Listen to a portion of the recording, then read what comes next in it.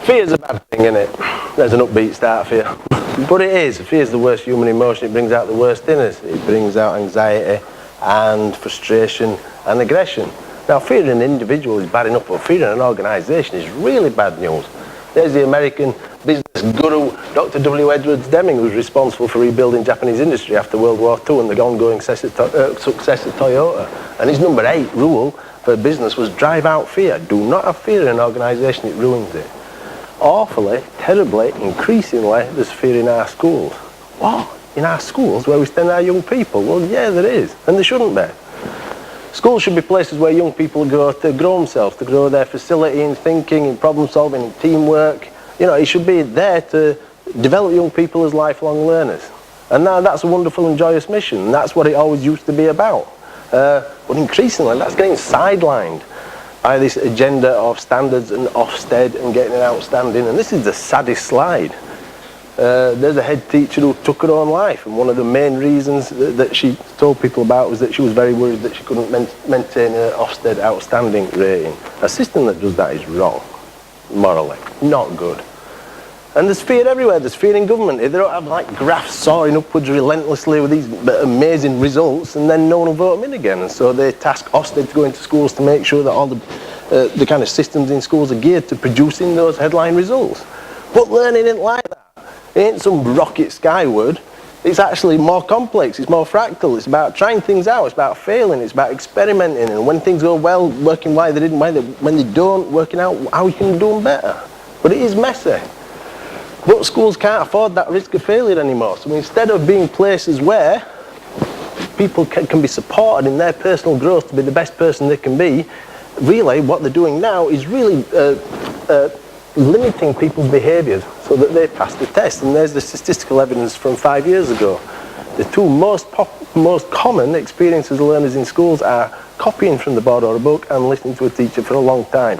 Neither of which are about learning or building capacity as a learner. It's about ingesting stuff to regurgitate in a test to get a good result. That does not build capacity in young people for lifelong learning. It's bad. It's wrong. In fact, it's that wrong, it's stuck, because that timer's done in. Hey, very good, thank you. I was in Denmark last week in a school. Last Thursday I met that lad who was waving at us, and he's 16 and he'd done a week in a UK school, and he was really angry, he was disgusted. He said, I heard a teacher say, you write that, you'll get an A star, you write that to get an A. What's that about? Schools are there to teach us how to think. And he's right, we over-scaffold everyone's thinking. Well, it isn't their thinking. So at the end of the day, what on earth are those qualifications worth? Yeah? It's not authentic, it's not theirs. And actually, well, that's scaffolding, because if we build the capacity in young people to think creatively, to have intellectual strength, yeah, to think outside the box, what beautiful things can they create for themselves and of social value for everyone? Yeah, that's what education's about, surely. And yet the system coerces people into listening. 4 weeks ago, I spoke to a student teacher who told me that his mentor in school had said, you don't look angry enough, you need to shout more. What? What? And this is public money. And this thing about command and control to get those test results even extends to hair colour. This girl with the red hair, really academically successful, sent home because of her hair colour. That other person is a peer in the House of Lords. They don't send her home because she's got a blue rinse. What on earth's that about? But it's true. And because we need 8 GCSEs, we insist people do 8 GCSEs. That guy's the head teacher meeting. He says, don't do that. Have a school leaving certificate, which just gives a grade for English and maths, and learners can do what they want around that. That's common sense. They don't have to be like that at all. And in fact, we know how to promote learning in schools. That's Daniel Greenberg from the States. He says, learning's simple. It's always been playing conversation. Whether you're in Sandpit or whether you're trying to get a cure for an illness. Actually, you experiment, you talk, and you do it differently. Here's some evidence from a primary school in the States. These kids who are working like that in small groups and critiquing each other's work, making these beautiful blueprints to scale of different houses. Amazing stuff.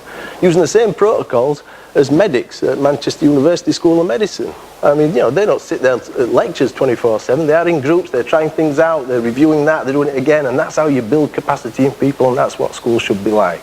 So, please, challenge your local school gently. Say, come on, what are we doing about that messiness of learning in terms of doing projects and group work and creativity? Yeah? Ask them to do stuff like that builds capacity in our children. And support them and all, please. Say, do you know what, if you're working hard doing that, no matter who comes and knocks on your door, Ofsted, anyone else, we will back you up because you're doing your job for us. Let's take fear out of the system. Let's get schools back on track, because great things can happen if we do. Thank you very much. Thank you.